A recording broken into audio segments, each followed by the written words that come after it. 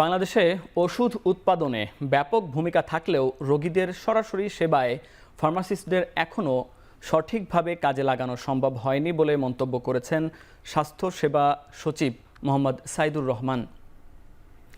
রাজধানীর east West বিশ্ববিদ্যালয়ে 2 দিনব্যাপী ফার্মা কার্নিভালে কথা বলেন তিনি।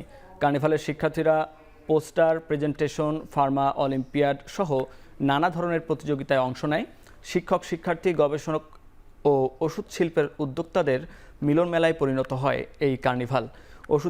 ওষুধ শিল্পের অগ্রগতিতে ফার্মাসিস্টদের প্রশংসার পাশাপাশি নানা চ্যালেঞ্জ নিয়ে আলোচনা করেন বক্তারা।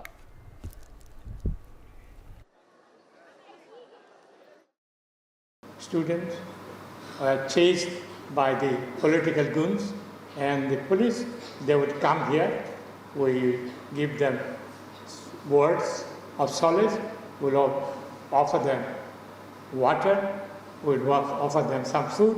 We'll take them to the nearby hospital for treatment.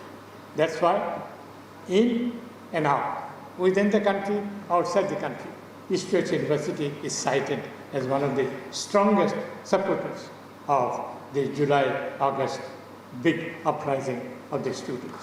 যারা রোগী, যারা সেবা গ্রহীতা, এই জায়গায় আসলে আমরা ফার্মাসিস্টদের খুব কাজে লাগাতে পারছি না।